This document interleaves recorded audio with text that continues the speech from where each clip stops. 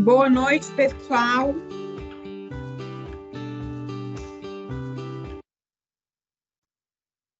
Boa noite a todos, muito bem-vindos. Obrigado pela presença de vocês. Para quem não me conhece, eu sou a Marina Borges, sou diretora da MID Falcone, nossa unidade na Falcone de médias empresas. Agradeço aí a presença de todo mundo e queria apresentar aqui para vocês o Fernando Ladeira. O Fernando é meu sócio na Falcone, atua na Falcone há 22 anos, né?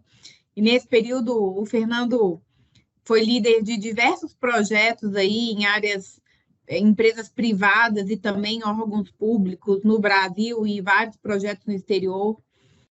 O Ladeira foi diretor de gente e gestão na Falcone e atualmente ele lidera a nossa unidade de negócio de pessoas, que é responsável pelas soluções de consultoria, né? De gente, abrangendo aí também produtos digitais e educação nas práticas de gestão de pessoas. Então, Ladeira, muito obrigado por estar aqui com a gente para esse bate-papo, onde a gente vai falar sobre o tema de turnover. É um prazer ter você aqui para a gente dividir um pouquinho com os nossos clientes MIT. A bola está com você. Obrigado, Marina. Obrigado, pessoal. É uma honra poder falar para esse público aqui, falar um pouquinho sobre esse tema.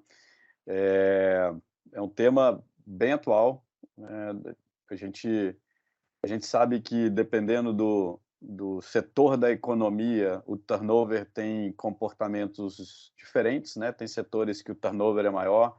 Então, quando a gente fala de varejo, construção civil, força de vendas, o turnover tende a ser maior. E tem setores da economia que são mais estáveis, né? Setores industriais, siderurgia, etc. Então, é um tema que é super variável, dependendo do segmento da economia, mas que, sem dúvida nenhuma, né, para todos os segmentos da economia nos últimos anos, tem sido uma dor, né? O mercado está aquecido, o mercado de trabalho mudou, as fronteiras do mundo acabaram, né, depois da pandemia, e é isso que eu vou compartilhar aqui com vocês hoje. A gente tem um público bacana aqui, é um público mais íntimo, né, vamos dizer assim, nós estamos com 20 pessoas participando no momento, talvez cresça um pouco aqui ao longo do nosso bate-papo. Pode voltar, por favor, Amélia. Então, vocês, por favor, fiquem à vontade. Eu estou vendo vocês aqui, estou vendo se alguém levantar a mão, eu estou com a lista de participantes, então fiquem à vontade para levantar a mão, para contribuir. Acho que a gente pode fazer um bate-papo gostoso aqui. É um tema que na nossa unidade de negócio aqui da Falcone, né, focada nos temas de gente, a gente vem discutindo muito, a gente tem cases bem legais, vou compartilhar com vocês alguns deles, e é um tema que se aplica à empresa de qualquer tamanho. É lógico que, eventualmente, com algumas adaptações, por conta da disponibilidade e da quantidade de dados, vocês vão ver, à medida do que eu vou falar aqui, por que eu estou falando isso, mas é um tema que eu acho que conecta aí com qualquer segmento e com qualquer porte de empresa. Então é isso, vamos lá, pode passar, por favor, Amélia, vamos começar. Bom, eu não vou ficar chovendo no molhado, vocês que são profissionais de RH ou executivos aqui de negócio, donos de empresa, vocês devem acompanhar os noticiários de negócios aí, e esse tema novo aí, né, esse termo novo de Great Resignation, a grande renúncia, e aí agora tem novas variações, diz que agora a moda é trabalhar muito, é aposentar cedo, né? Cada hora surge uma moda aí da tendência do trabalho. Mas o que a gente percebe é que, de fato, esse fenômeno começou nos Estados Unidos, né, que é uma relação completamente diferente das pessoas com o trabalho, hoje é uma tendência mundial. Então, esse é um fato. E a verdade, né, que a gente tira disso tudo, pode passar, por favor, Amélia? A verdade mesmo é que três fenômenos emergiram ou, na verdade, tomaram proporções maiores aí nos últimos anos. Ah, é a pandemia que mudou o trabalho? Não, não é a pandemia que mudou o trabalho. A pandemia só acelerou a relação com o trabalho e essas mudanças da relação com o trabalho de uma forma muito maior, assim como a pandemia acelerou várias coisas, tipo transformação digital. Então, a verdade é, né, pode passar, por favor, Amélia, está muito mais fácil mudar de emprego, o mercado de trabalho não tem fronteiras, então você pega aí pessoas de tecnologia, jovens aí recém-formados ou nem formados, que podem hoje, se tiverem um inglês mínimo, né, mas se forem excelentes programadores, podem trabalhar para uma empresa nos Estados Unidos ganhando em dólar, às vezes até mais do que nós aqui, que tem um pouquinho mais de experiência. E essa é a realidade, né? É muito mais fácil mudar de emprego, a disponibilidade e a volatilidade do mercado de trabalho é brutal. Pode passar, por favor, Amélia. As pessoas estão muito mais seletivas, questões do tipo qualidade de vida, relação com os pares, com liderança, diversidade e inclusão, responsabilidade social das empresas, esses são fatores de decisão hoje. As pessoas não olham só salário, não olham só a reputação da empresa, sob o ponto de vista de grandes marcas, né? Olham muito mais do que isso, e as pessoas estão muito mais seletivas. Pode passar, por favor, Amélia. E a pandemia mudou para sempre a nossa relação com o trabalho. Então, a pandemia veio aí como um marco, né? Se a gente puder estabelecer um marco disso tudo que já vinha acontecendo, a pandemia serve aí para nos lembrar sempre porque, por exemplo, hoje nós estamos aqui atrás de uma tela, né, fazendo um webinário, né? Uma coisa que não era tão comum assim. A gente, às vezes, tinha até uma certa resistência com relação a isso, mas cá estamos nós. A pandemia também nos trouxe esse novo hábito que particularmente nos permite conectar com mais pessoas. Pode passar, por favor, Amélia. Então vamos lá. Então essa é uma breve introdução, só para a gente chegar aqui no conteúdo do nosso bate-papo, né? Eu separei o conteúdo em 4 partes, né? Eu falo primeiro da questão da complexidade do problema do turnover. De fato, não é um problema simples. A Babilônia de dados, então como é que, né, já que o nosso tema aqui é como reduzir o turnover com tecnologia, os dados podem ser nossos amigos ou os nossos inimigos. E aí eu vou trazer para vocês aqui uma reflexão de por que a gente deve cuidar bem dos nossos dados e como eles estão presentes aí nos nossos dias a dia, nos nossos RHs, nas nossas empresas e vão continuar cada vez mais presentes. Trago um recorte, né, tanto o tópico 2 quanto o 3 é muito baseado aí na nossa experiência em 2 pesquisas que a gente rodou, uma sobre turnover e uma sobre o uso de dados nos RHs. Então eu trago aí como que as empresas têm lidado com isso, as empresas e os RHs têm lidado com isso. Trago alguns cases para a nossa reflexão aqui, e aí a gente abre para perguntas que, de novo, né, a gente está com um público super íntimo aqui, então fique à vontade para me interromper e a gente bater papo no meio do caminho. Vamos lá, Amélia, por favor. Bom, eu começo com uma frase que ela é impactante, mas ela é muito verdadeira, né? É um fato muito grave, gravíssimo, na verdade, quando um talento comunica a sua decisão de sair, né? A gente basicamente está falando o seguinte: empresas têm máquinas, empresas têm galpões, empresas têm ativos, têm marca, tem tudo isso, né? Mas uma coisa que toda empresa tem em comum são pessoas.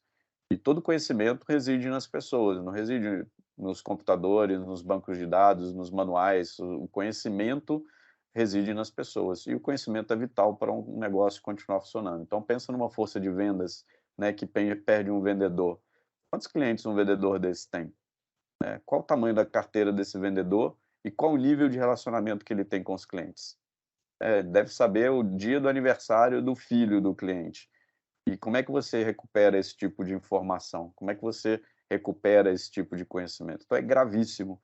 E essa não é uma frase minha, essa é uma frase da Neuzinha Chaves e da Viviane Martins, que é a nossa CEO da Falcone, que publicaram aí no ano passado o Desafio do Impossível. O Desafio do Impossível é um livro case. A gente publicou o case de um trabalho que a gente fez na Ambev há mais ou menos uma década, tem uns 10, 12 anos que a gente fez esse trabalho, e foi um trabalho maravilhoso, um trabalho lindo, feito com foco em pessoas. A fábrica é a maior fábrica da Ambev no Brasil, que é a Nova Rio, ainda é a maior planta, da Ambev no Brasil, que fica na Baixada Fluminense, numa região muito complicada ali do Rio de Janeiro. Não sei se tem alguém aqui do estado do Rio de Janeiro, da cidade do Rio de Janeiro e mediações, mas uma situação horrível de turnover, que, na verdade, né, chamou muito atenção quando eles foram fazer um trabalho de eficiência de linha, né? A eficiência de linha de produção dessa fábrica era uma das piores do Brasil,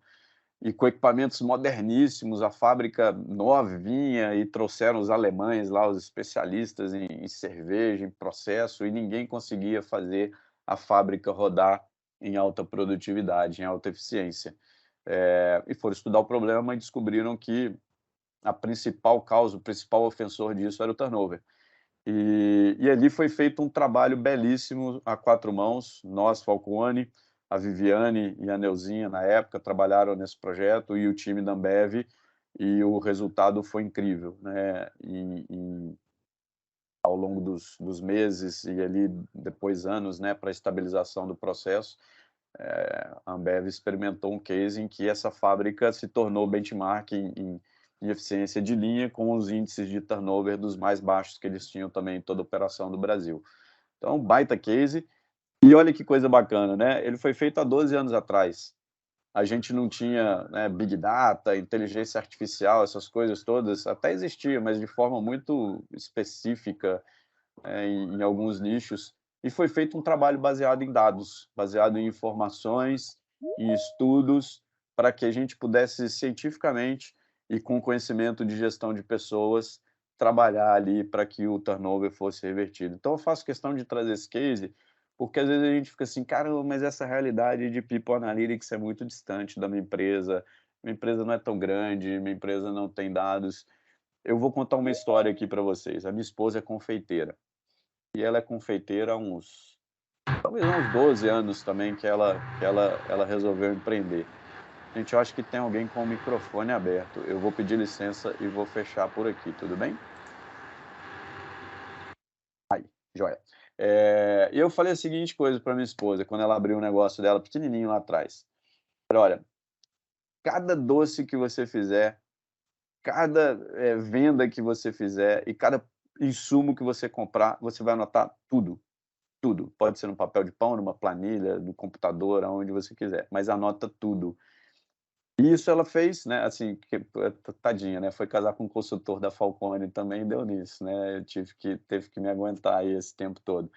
Mas ela fez isso, e mesmo tendo um negócio pequeno, né, isso permitiu que as decisões que ela tomasse sobre o negócio fossem baseadas em dados. E eu acredito que hoje, né, ela tem essa cultura, ela tem esse entendimento, e ela consegue tomar decisões melhores do que ela tomaria se ela não tivesse cuidado dos dados dela ali desde o início. Então eu gosto de contar essa história porque, assim, não é para empresa grande, não é para quem tem ERP, SAP, essas coisas caras aí, não é. É possível para todo mundo e é acessível para todo mundo. Eu vou contar um pouquinho dessas histórias aqui. Pode passar, por favor, Amélia. Bom, qual que é a situação atual? Essa foi uma pesquisa que a gente fez em 2021 sobre o turnover no Brasil, né? Na verdade, a gente chamou ela de atratividade e permanência. A gente procurou entender aí o que atrai, o que faz com que as pessoas fiquem nas empresas e o que faz com que as pessoas deixem as empresas. E a situação no Brasil hoje, né, e foram mais de 500 respondentes para essa pesquisa, mais de 500 empresas respondentes, é que mais da metade das pessoas, né, das empresas pesquisadas, e nós estamos falando de diversos segmentos aqui, ou pretendem deixar os seus trabalhos em até 5 anos ou não sabem quando vão fazer isso. Ou seja, isso corrobora o que a gente falou lá no início, né? O cenário é de volatilidade total do emprego e do trabalho, né? As pessoas não têm mais aquela fidelidade. Meu pai trabalhou 40 anos no mesmo lugar antes de se aposentar. Tudo bem, gente, aí vocês vão falar, eu tenho 23 anos de Falcone, é metade da minha vida. É verdade, mas talvez eu seja uma exceção, né, assim como alguns de nós. E eu venho de outra geração, é uma geração completamente diferente e que enxerga a relação com o trabalho de uma forma também diferente do que as pessoas que estão chegando por aí. Bom, vamos lá então. É aí que nós estamos, e aí a reflexão, né? Pode passar, por favor. e aí quem tem um pouquinho mais de idade aí vai lembrar, né? Acho que essa é a Nazaré, né? Daquela novela, a mulher lá super complicada. E o fato é que é o seguinte, não existe solução simples para problemas complexos, e turnover é um problema complexo. Então, pensar em resolver problemas complexos, né, sem usar dados, sem usar a quebra do problema em partes menores, etc., é praticamente impensável, improvável e eu diria até impossível. Então, vamos entender por que eu estou falando, né, que turnover é um problema complexo. Vamos lá. Ainda dessa pesquisa, né, quando a gente pega aí os grupos de causa, que eu ainda não estou chegando no nível da causa, né, do detalhe não, tá, gente? Aqui eu estou falando de grupos de causa, tá? A gente tem alguns agrupamentos de causas que a gente pode usar. E quando eu pego esses grupos de causa, né, e penso em profissionais que pensam em sair da empresa e entrar na empresa, ou que levam as pessoas a permanecer ou buscar outras oportunidades, então, assim, o ideal é que a gente leia essa tabela aí na vertical, né? Para todos esses fatores, né, de sair, entrar, permanecer ou buscar, eu sempre tenho ali a presença de 3 grupos de causas e eles são diversos. Então, o que leva as pessoas a sair? Oportunidade de crescimento, ambiente de trabalho e equilíbrio entre vida e trabalho. O que leva as pessoas a entrar? Oportunidade de crescimento, equilíbrio, remuneração e benefícios. E assim por diante. Ou seja, são várias as causas. E aí, quando a gente vai para o próximo slide, e a gente fez a seguinte pergunta para as pessoas, as causas os grupos de causa continuam a ser diversos. Então, a gente fez 2 perguntas. Primeiro, se você for indicar a empresa que você trabalha, o seu emprego, para algum amigo, algum parente, você vai fazer por quê? E aí são respostas que são agrupadas do tipo, pelo bom ambiente de trabalho, por oportunidade de crescimento, pela cultura organizacional e pelo equilíbrio entre vida profissional e vida pessoal. E quem desaconselha, né, desaconselha por quê? Insatisfação com remuneração e benefício, falta de equilíbrio entre vida pessoal e profissional, cultura, falta de oportunidade de crescimento e tudo mais. Isso é o que a pesquisa falou para a gente. E aí eu queria trazer para vocês aqui, para além da pesquisa, né, 2 cases, né, ou 2 grupos de causas de projetos reais que a gente está tocando nesse momento para a temática de turnover. Um é um projeto de fábricas, né, de bens de consumo, plantas nos Estados Unidos. A gente está fazendo um piloto em uma fabricante de alimentos nos Estados Unidos, em 3 plantas pilotos dele. E o outro é um case de serviços financeiros aqui no Brasil, né, uma fintech de serviços financeiros, e a gente está fazendo um trabalho na força de vendas deles. Trabalho sendo feito no mesmo momento, óbvio, né, com uma realidade diferente, um é Estados Unidos, outro é Brasil, um é fábrica, o outro é fintech. E agora, quando a gente olha para esses grupos de causa, eles são completamente diferentes, a menos de 3 pontos, né? Treinamento, recrutamento e liderança. Ou seja, quando a gente olha os grupos de causas aí, eles são diversos. E para cada case que a gente for abrir, gente, se a gente, né, se vocês começarem a fazer um trabalho de turnover nas empresas de vocês, certamente vocês vão chegar a grupos de causas diferentes. E mais, se eu colocasse essas causas aqui de forma hierarquizada, ou de forma do tipo, essa aqui responde por 40% das saídas, essa 30%, tal, a ordem também seria completamente diferente. Então, o que eu estou querendo dizer com isso, gente? Eu estou querendo desmistificar um pouco de algumas falácias, do tipo, dinheiro é o que importa, ou do tipo, as pessoas não pedem demissão das empresas, elas pedem demissão da liderança. Então, tudo isso é falácia. E não existe uma receita de bolo ou uma lista de causas comuns a várias empresas.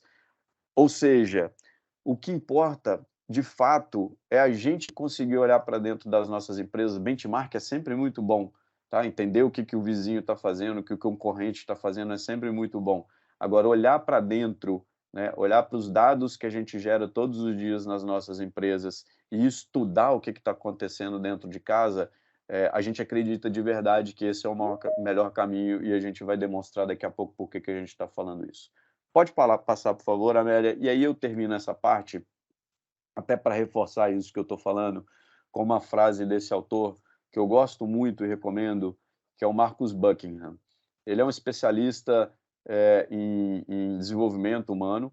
Ele é um psicometrista, então ele estuda a psicologia sob o ponto de vista de métricas, né? Então, psicologia é um tema extremamente humano, né? Extremamente subjetivo, e a psicometria é o ramo da psicologia que estuda formas, né, de mensurar, de metrificar e de comparar parâmetros para o comportamento humano. Então, ele trabalhou vários anos na Gallup, no Instituto Gallup. Hoje ele toca a operação de uma empresa de pesquisa nos Estados Unidos que se chama ADP, que é focada no desenvolvimento humano. Eu gosto muito dele. Ele tem um livro que eu recomendo para vocês, que está aqui do meu lado, que eu estou lendo, que é esse aqui, ó, 9 mitos, está meio embaçado, mas ele se chama 9 mitos sobre o trabalho, do Marcus Buckingham, esse autor que está aí na tela. Estou gostando bastante e traz algumas verdades legais. Mas o que o Marcus fala, né? Que na escola, no mundo do trabalho, né, as pessoas realmente se sentem mal se forem ignoradas na sua individualidade. As pessoas gostam de atenção. Então, o que significa isso, né?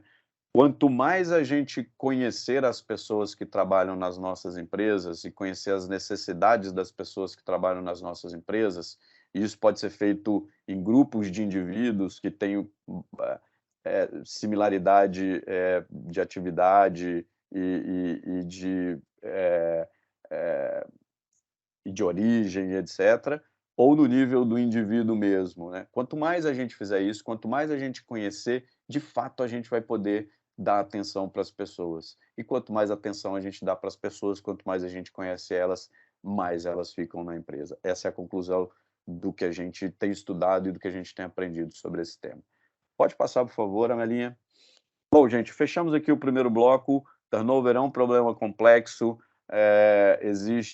existem causas diversas, elas podem estar em vários lugares, não tem como resolver problema complexo sem o uso de dados, e fazendo isso, a gente de fato vai conhecer as pessoas que trabalham para a gente e vai conseguir tomar decisões muito melhores. Eu gosto de contar um caso aqui também,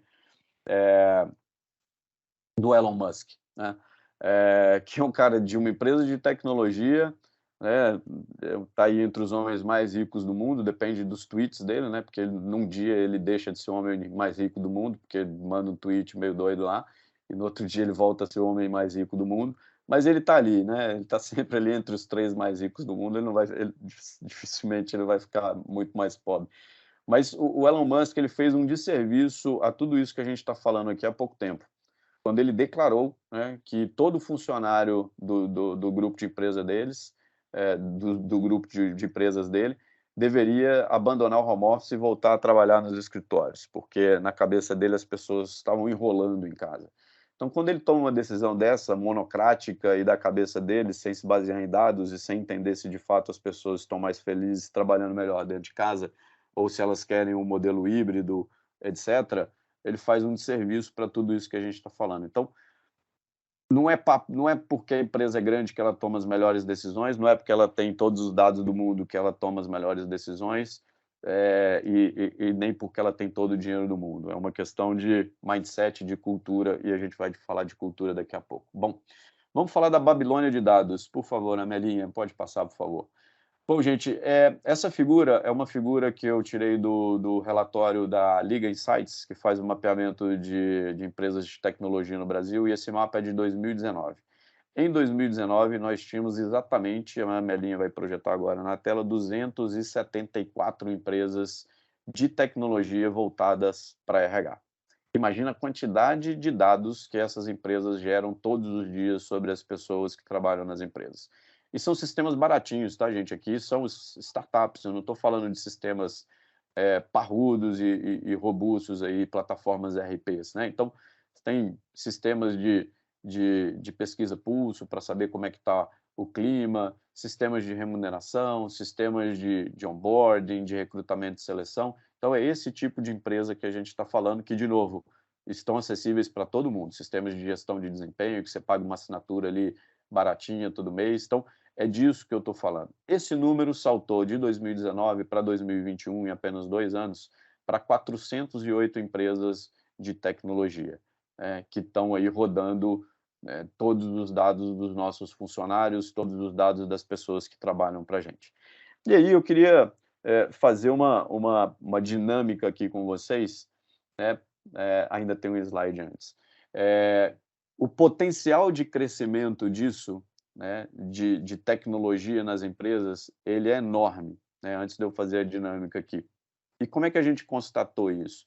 Quando a gente olha esses gráficos aí, numa pesquisa que a gente rodou já esse ano sobre o uso de tecnologia nos RHs e nas empresas, você vê que o uso dessas empresas ainda é muito pouco disseminado. Então, 44% das empresas ainda não contratou uma empresa de tecnologia para qualquer tema de RH, 20% já contratou e o projeto foi concluído. Enfim, você tem ali só 2% que contratou e o projeto foi concluído e sem sucesso. Isso é bom, né? Ou seja, o índice de insucesso é baixo, né? E você tem 25% ali, né, que não contratou uma empresa de tecnologia e nem avaliou e nem pesquisou. Ou seja, existe a possibilidade de que esses 408 que eu mostrei no slide anterior virem 1.000 e que você tenha uma disseminação muito maior dessa tecnologia. E a gente acredita, essa é uma tendência e as empresas cada vez mais vão adotar tecnologia para poder ajudar a gerenciar os seus subsistemas de RH.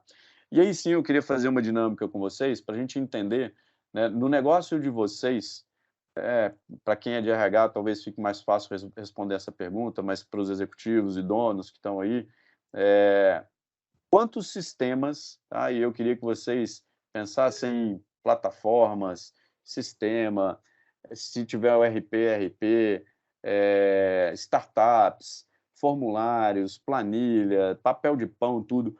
Quantos sistemas ou repositórios de dados os RHs de vocês usam para tocar a operação do dia a dia? Por favor, apontem aí o celular para o QR Code e respondam. À medida que vocês forem respondendo, as respostas vão aparecer aqui na tela. 1 a 3, 100%, talvez a gente tenha só uma resposta. Mais alguém?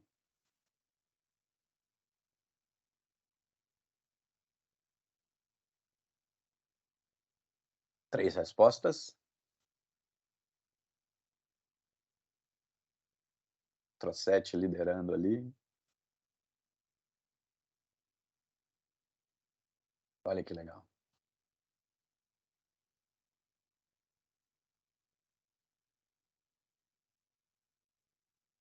Mais um minutinho para todo mundo conseguir responder e às vezes fazer conta, né? Para quem é mais de 10 ali tem que fazer conta, né? Legal, gente. Podem continuar respondendo, fiquem à vontade, tá? Mas a gente já está convergindo ali para um número que eu tenho feito essa enquete em praticamente todas as palestras que eu tenho feito aí nos últimos meses. A Amélia me acompanha nessa jornada, né, Amelinha? E a convergência é para esse número que está aí na tela mesmo, né? Às vezes com uma dispersão maior, dependendo do público que a gente está falando, mas a convergência é essa aí, entre 4 e 7 sistemas. Na verdade, a média que a gente tem calculado à medida que a gente vai fazendo essa enquete, essa média está ali em torno de 7 sistemas. Então, imaginem, né, essa quantidade de sistema rodando todo dia, capturando informações de pessoas e sem se conversarem entre si. E aí é a grande sacada e aí é onde a mágica começa a acontecer. Então, se eu puder já terminar essa primeira sessão dando uma recomendação para vocês sobre os dados de vocês, se vocês puderem investir em um tema de tecnologia, né, para quem tem aí, né, mais de 4, na média 7, puxa, para quem tem mais de 10, eu imagino como é que está a cabeça aí rodando com tanta coisa e com tanta informação. Tentem organizar, né, com o pessoal de tecnologia, ou se vocês tiverem gente de tecnologia mais focadas aí em pessoas, organizem, né, um repositório de dados que o pessoal de tecnologia chama de data lake, organizem isso num repositório em que esses 4, 7, 10, 3 que sejam, né, alguém respondeu aí de 1 a 3, que esses dados possam conversar entre si. Porque vocês vão ver daqui para frente, quando eu entrar aí no uso de dados e tal, e for falar dos cases, a mágica acontece quando a gente começa a cruzar informações de sistemas que que a ligação não é trivial. Então, quando eu junto remuneração com perfil socioeconômico da pessoa, ou quando eu pego o meu sistema, por exemplo, de apontamento, né, de ponto, sistema de ponto, e cruzo o absenteísmo com a data que o absenteísmo acontece, e cruzo isso também com o perfil do meu funcionário. Então, os insights realmente ricos, os insights poderosos, e, gente, não estou falando de ciência de foguete, estou falando de coisas relativamente simples. Os insights começam a vir quando a gente cruza essas informações que não necessariamente, a princípio, parecem que vão gerar algum insight, que vão levar alguma ação interessante para a gente. Então, é com essa mensagem que eu fecho o segundo bloco da nossa conversa, e a gente vai para a terceira parte, que é como as empresas estão lidando com isso, e eu vou compartilhar com vocês aí alguns estudos e uma pesquisa que a gente fez recentemente sobre o uso de dados e de tecnologia pelos RHs. Pode passar, por favor, Amélia. Pode dar mais um clique, por favor. Essa figura que vocês estão vendo aí na tela, ela é do professor Urich, né? O professor Mike Urich, que é um pesquisador, e ele faz, a cada 2 ou 3 anos, ele roda essa pesquisa aqui, e ele procura definir, é uma pesquisa bastante robusta, muito extensa e bem legal, sobre o que é o papel do RH naquele período, né? Porque o papel do RH muda, ele evolui ao longo da história, e é uma pesquisa que ele faz desde a década de 80, a cada 3 anos ele vai atualizando ali o que se espera no RH ou o que de fato deve ser um RH estratégico. E essa figura que está no centro da tela aí é a figura que resume o último relatório dele, que foi de 2021, e eu queria que a gente focasse no ponto central, na capacidade central dos RHs e que se espera dos RHs, que é simplificar a complexidade. E o que significa simplificar a complexidade? É olhar para esse mundo, né, que a gente falou aqui no início, do emprego fluido, de pessoas que podem transitar muito facilmente entre vários trabalhos, ou ter vários trabalhos ao mesmo tempo, o que é uma tendência também, né, que é a gig economy. Então, você vê motoristas de Uber que às vezes trabalham em tecnologia ou trabalham em outros empregos. O Uber virou meio que sinônimo aí do emprego gig, né? Muita gente que trabalha em Uber tem mais de um emprego e aproveita que tem um carro para poder transformar o carro em receita e não em despesa. Mas como é que os RHs, né, simplificam essa complexidade desse mundo do trabalho fluido, de causas diversas, de pessoas trocando de emprego como nunca? Como que o RH faz isso, né? Essa é uma competência crucial. E a gente faz isso com dados, a gente faz isso com informação, a gente faz isso conhecendo as pessoas, conversando com as pessoas. Isso é dado também. Então, quando a gente pensa em dado, não é só o que os nossos sistemas geram. Quando a gente faz um focus group, quando a gente faz uma reunião com o nosso time, né, para falar, poxa, gente, como é que está o clima aqui na empresa, o que vocês estão pensando, e as pessoas falam o que elas pensam, isso é dado. Isso é dado qualitativo, mas é dado e pode ser transformado em dado quantitativo, né? As reações das pessoas, a gente tem uma série de sinais. Então, essa complexidade, simplificar tudo isso é um dos principais papéis, é um das principais missões do RH hoje. Pode passar, por favor, Amélia.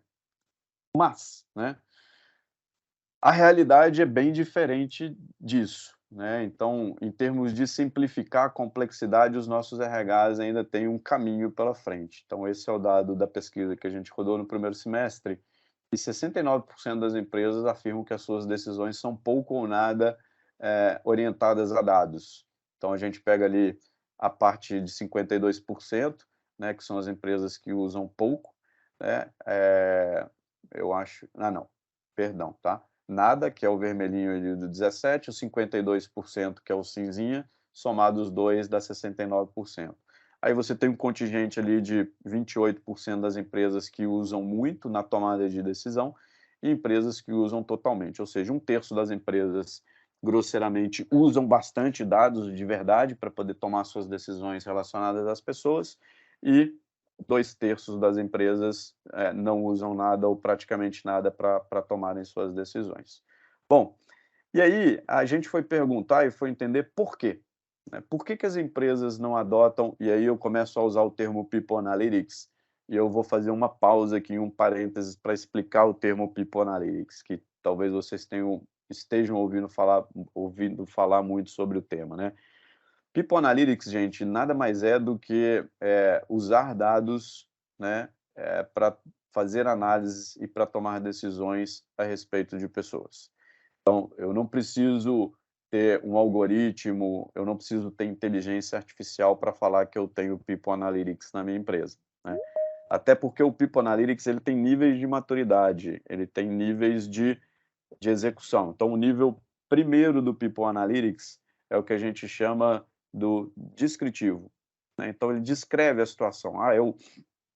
Eu começo a coletar e eu tenho lá um gráfico sequencial do meu absenteísmo na empresa. Então, neste mês, o meu absenteísmo foi 10%, no mês seguinte ele subiu para 12%, depois ele caiu para 8%, caiu para 7%, então eu consigo identificar tendências, etc. O segundo nível é o nível diagnóstico, né, que eu posso ter informações quebradas num segundo nível. Então o meu absenteísmo ele tem esse comportamento global, mas quando eu quebro por turno ou eu quebro por grupo de pessoas, eu tenho comportamentos diferentes. Então, eu começo a fazer diagnóstico e entender o comportamento daquela variável que eu estou dando como exemplo aqui, o absenteísmo. O preditivo é um nível mais sofisticado, e aí, de fato, é necessário que a gente tenha mais dados disponíveis, mais pessoas, mas o preditivo, ele começa a nos dizer o que vai acontecer. Então, exemplo, a gente tem um algoritmo hoje aqui na Falcone, que rodando com os subsistemas de RH das empresas dos nossos clientes, a gente consegue, com uma precisão aí entre 80% e 90%, dizer a probabilidade de um colaborador pedir desligamento de uma empresa nos próximos 3 meses, por causa de A mais B mais C. Então, o Fernando Ladeira tem a probabilidade de 73,7% de pedir desligamento da Falcone nos próximos 3 meses, porque ele está há mais de 2 anos na mesma posição, fazendo a mesma coisa, e os pares dele, em termos de uma determinada competência, eles têm uma característica que para o Fernando Ladeira não faz sentido, por exemplo, tá? Então, esse é o nível preditivo. E o nível prescritivo, e aí a gente começa a falar de uma quantidade ainda maior de dados, e principalmente intercompany, onde a gente consegue, em cima da predição, né, a inteligência artificial sugerir ações que possam ser tomadas para poder combater aquela causa ou aquele efeito. Então, esses são os 4 níveis de People Analytics, ou seja, todo mundo pode ter People Analytics em estágios diferentes, mas todo mundo pode ter People Analytics. Beleza? Bom, então por que que as empresas não adotam People Analytics? Primeiro, cultura, né? Falta construir uma cultura orientada a dados. E às vezes essa cultura não orientada a dados nem é privilégio do RH, pode ser uma característica da própria empresa, né? Como eu falei aqui, minha esposa é confeiteira, ela não entende nada de gestão. Aliás, ela abomina a gestão. Não é abomina, mas ela não se vê fazendo uma planilha de Excel assim como a gente aqui da Falcone. Mas ela criou uma cultura, né, e ela entendeu a importância de coletar dados e cuidar bem dos dados dela desde o primeiro dia que ela abriu o negócio dela. Então, cultura de dados não precisa ser uma coisa de empresa grande. A gente pode criar essa cultura, né, estabelecendo ritos, estabelecendo processos para que as pessoas cuidem, coletem, cuidem, né, e depositem os dados aí de forma que a gente possa usá-los. Faltam profissionais com experiência necessária na empresa, isso também não é raro hoje, né? Profissionais de tecnologia estão raros e caros, imagina para trabalhar no RH, né? Ou trabalhar com pessoas. Se falta gente de tecnologia para a atividade do negócio, imagina para uma atividade, né, que não é core ali. Dificuldade de integrar sistemas, problema para mapear e coletar e tratar e armazenar os dados, enfim, as causas vão diluindo aí, são diversas. Agora, quem usa o People Analytics, que é o próximo slide, né, vê muito benefício. E o principal benefício de longe, né, e aí a gente tem depois o detalhamento, eu acredito que esse material aí vai ser compartilhado com vocês, mas o principal benefício de longe é a melhoria da tomada de decisões. Então, quem usa o People Analytics, que são aquele 1/3 ali das empresas, eles têm uma tomada de decisão mais assertiva, né, e muito melhor do que aqueles que estão um passo atrás ali em termos de usar dados. Beleza, eu também não vou passar todos os benefícios aqui, dá para vocês correrem o olho aí, mas eu queria chegar aqui, né, por onde começar? E aqui não sou eu, Fernando Ladeira, né, consultor, e estudioso do tema que está falando. Aqui são as pessoas ou as empresas que estão 1, 2, 3 passos na frente. Então é conselho de empresário para empresário, tá? Não é papo de consultor isso aqui não. Então, primeiro, né, entenda o que é importante para os líderes, pois o engajamento deles é imprescindível. E aqui é o seguinte, gente, RH não é papo só de RH. Gente, desculpa, gente, não é só papo de RH. Gente, tem que ser papo de executivo, tem que ser papo de CEO, né? E o grande desafio dos RHs, e essa dica aqui é muito preciosa, é traduzir, né, o discurso de pessoas para uma temática que conecte com o negócio. Porque os executivos estão lá no dia a dia, tem que vender, tem que produzir, tem que desenvolver produto, tem que fazer um monte de coisa, tem que matar um leão por dia, e às vezes o tema de pessoas ele não é priorizado. Então, o RH tem um papel muito importante em conectar as questões de pessoa com as questões de negócio, que é onde a cabeça do executivo está, é onde está a cabeça do CEO, é onde está a cabeça do dono, é onde está a cabeça do executivo de vendas e de produção.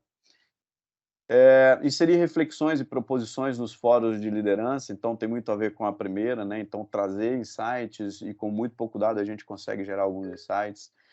Ter sistemas, selecionar e fazer as integrações estratégicas e ter alguém que saiba fazer as análises, né? Então, integrar os sistemas, aquilo que eu falei, fazer os nossos 4 a 7 sistemas ali conversarem entre eles e ter alguém que possa fazer análise.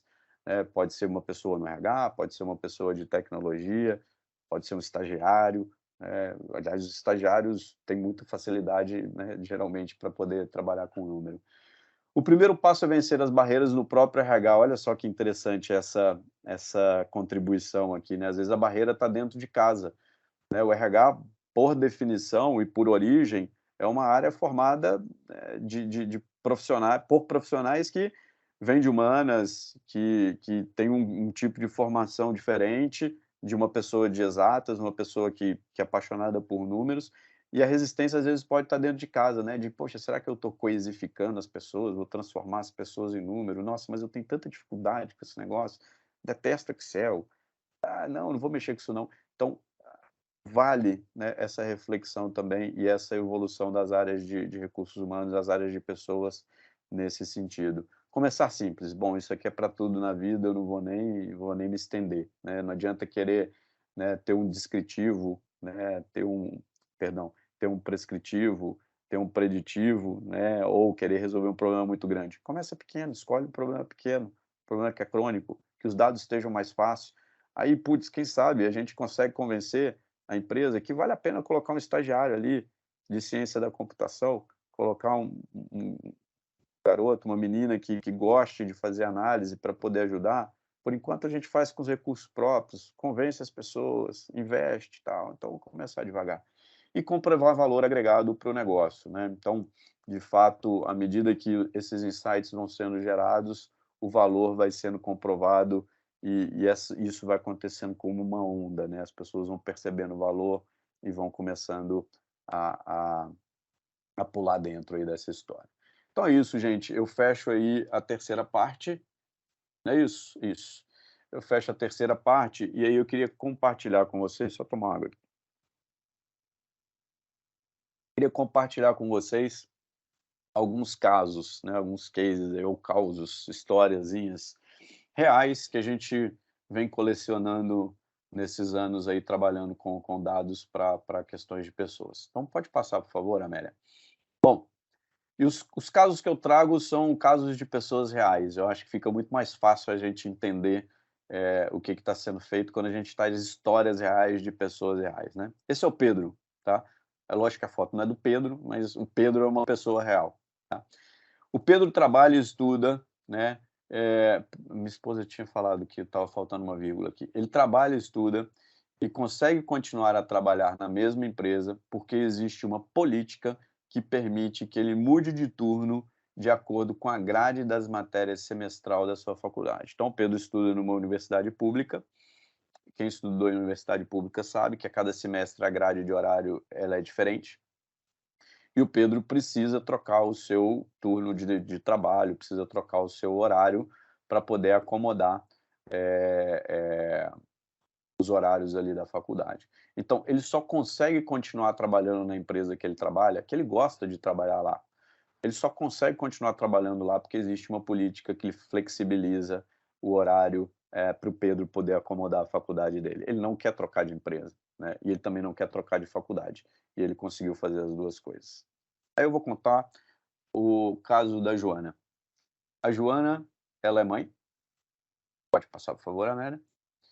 E com alguma frequência ela precisa mudar o seu horário. Não é como o Pedro, com previsibilidade aí de 6 em 6 meses, mas de vez em quando, uma quarta-feira, ela precisa mudar o horário dela, porque a sogra dela, que fica com o filho dela, ela não tem condições de ter uma babá, ela deixa com a sogra, mas de vez em quando a sogra dela não consegue ficar com o filho dela. E aí a Joana precisa ter flexibilidade no trabalho dela e ela também só continua trabalhando onde ela trabalha, porque ela trabalha na mesma empresa do Pedro. Essas duas histórias, pode parar um pouquinho, Amélia, pode voltar lá na Joana, por favor. Essas duas histórias são reais. E a gente só conseguiu ajudar o nosso cliente a implementar essa política porque a gente foi investigar o que estava acontecendo. E a gente descobriu, cruzando esses dados daqui e de lá, a gente descobriu que as pessoas que tinham maior flexibilidade na sua agenda, e aí era um esforço individual dos líderes, essas pessoas ficavam mais na empresa. A tendência é que essas pessoas ficavam mais na empresa. Só que não existia uma política corporativa e não existia a visibilidade de que esses dois dados se correlacionavam, que pessoas que têm mais flexibilidade de agenda, num primeiro momento concedido ali pelo líder, ficam mais na empresa. E não é uma análise tão simples, tá, gente? Porque como o turnover ele é multivariável, né? Ele tem várias causas, como a gente falou anteriormente, eu preciso isolar uma dessas causas para poder correlacionar com a outra. E aí a gente conseguiu demonstrar isso, e a empresa passou a adotar uma política de flexibilidade de horário, né, para os seus colaboradores, tanto do seu ponto de vista de poder mudar de posição, lógico, tudo isso relacionado a vagas, mudar turno de tempos em tempos, de 1 em 1 ano, de 6 em 6 meses, quanto uma flexibilidade para que as pessoas pudessem ali se ausentar ou trocar um horário de trabalho para um compromisso pessoal. Isso foi feito e essa foi uma das ações, né, que ajudou, e vocês vão ver no final aí o resultado desse trabalho, que ajudou a derrubar o turnover dessa empresa. Pode passar, por favor. Esse é o Caio. O Caio também trabalha na mesma empresa que o Pedro e a Joana, e ele é um supervisor. Ele é um líder inexperiente, o Caio, e ele é o campeão de advertências no turno dele. E essa foi uma outra análise que a gente fez e uma outra descoberta que a gente fez, né? Que, primeiro, a primeira conclusão é óbvia, né? As pessoas que recebem mais advertência deixam mais a empresa. E a gente foi entender o comportamento da advertência por líder. E a primeira conclusão que a gente chegou é que os líderes mais jovens têm um nível de advertência maior do que os líderes mais velhos. E aí a gente foi entender ainda mais, mas será que o comportamento dos líderes mais jovens é o mesmo? É uma questão de idade? E a descoberta que a gente fez, quando a gente entrou ainda mais no detalhe, é que não é uma questão de idade, é uma questão de experiência. Porque aqueles líderes que são mais jovens, mas que vêm do mercado e que já foram líderes em outra empresa, né, ou mesmo sendo mais jovens, já lideram há mais tempo dentro dessa empresa, eles têm um índice de advertência menor e, consequentemente, eles têm um turnover menor. Então, a descoberta que a gente chegou, entrando no detalhe desse problema, é que não é um problema de idade, é um problema de experiência de liderança. Isso resultou em 2 ações dentro da empresa. Uma de recrutamento e seleção de líderes, então passou-se a dar mais importância e mais valor para que a empresa contratasse líderes com alguma experiência de liderança, e eles reformularam o programa de formação de líderes deles, né, para poder ajudar esses líderes mais jovens que não sabem lidar, né, às vezes com o que é liderar pessoas, que é uma das coisas mais difíceis que existe na vida, não sabiam, então eles precisavam de ajuda. Essa foi uma ação real também que ajudou bastante a reduzir o turnover nessa empresa. E aí eu vou contar a última história do Rodrigo, né. Rodrigo está estressado, né, e por que que ele está estressado? Porque ele acabou de discutir com a namorada. E qual que foi o objeto da discussão deles? Eles querem se casar, os 2, inclusive o Rodrigo, tá.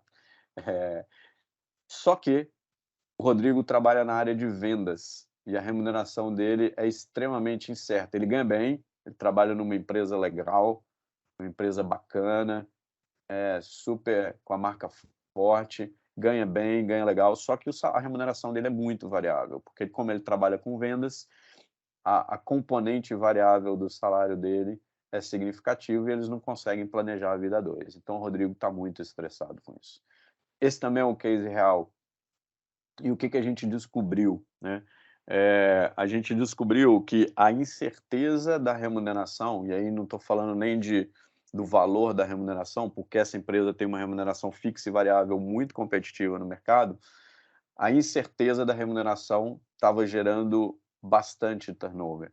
E aí a gente fez um estudo combinando 2 variáveis, uma variável externa, que a gente fez um estudo de remuneração do mercado, e a gente fez um estudo interno, e a gente descobriu o ponto ótimo, até para não diminuir muito a remuneração variável, porque a partir de um determinado ponto, se você reduz muito a remuneração variável, você começa a perder performance de vendas, né? Você tem que manter um nível de remuneração variável para que o vendedor se esforce, mas a gente chegou num ponto ótimo de mix entre remuneração fixa e remuneração variável, que reduzisse a incerteza e o estresse, né, das pessoas em não saber precisar minimamente quanto que elas iam ganhar no mês seguinte, e a performance desses vendedores. E aí a gente estabeleceu esse ponto ótimo, fez um ajuste na remuneração e essa ação teve um efeito brutal sobre o turnover dessa empresa. Essas são as histórias reais de 4 pessoas reais, e aí eu queria mostrar para vocês agora o resultado que a gente teve nessas 2 empresas, nesses 2 cases, né, a primeira da Joana, do Caio e do Pedro, e a segunda empresa é a empresa do Rodrigo. Então o primeiro case é um case de call center, a gente fez um piloto em 3 operações de call center, a gente conseguiu ali em 9 meses, né, depois de transcorridos 9 meses de projeto, na verdade o projeto teve 12 meses, a gente conseguiu uma redução de 56% de turnover voluntário, né, quando as pessoas pedem para sair, e 29% de redução de absenteísmo. Eram os 2 principais problemas que eles tinham na operação ali do call center. Imagina o absenteísmo para uma operação de call center, né, o impacto que isso tem ali em perda de qualidade de atendimento de clientes, seja para reclamação, seja para vendas, etc. E o segundo case é um case de força de vendas de uma fintech, como eu comentei, e ali depois de 8 meses de projeto, os níveis de turnover eram realmente muito altos nessa empresa, na força de vendas. A gente conseguiu aí uma redução de 57% de redução no turnover voluntário e de 73% de redução no turnover involuntário, né? A gente tinha um excesso de demissões também, né? Então, por causas diversas, né? Por perfil de contratação equivocado, então a área de recrutamento e seleção não usava as melhores informações ou as informações corretas para definir o perfil a ser contratado, despreparo da liderança, falta, né, de existência de um treinamento adequado para que essas pessoas pudessem performar melhor, e aí como elas não performavam, elas eram mandadas embora, enfim, desdobre uma série de ação aí, e são esses 2 cases que eu trouxe aqui para compartilhar com vocês. Então, gente, bom, rigorosamente aí com 1 hora aí do nosso bate-papo, né, poxa, eu acho que eu nunca fui tão pontual na vida. a gente termina a parte expositiva aqui e fico aberto aí para o nosso bate-papo, para as perguntas de vocês, considerações. Quem quiser trazer algum case aí para compartilhar com os colegas também alguma boa prática, fica à vontade. Bom, quem quiser, meu contato, pode passar, por favor, meu contato está aí na tela, então o QR Code ali é o QR Code do meu LinkedIn, fique à vontade para me acessar, mandar uma mensagem, enfim, fico à disposição de todo mundo aí.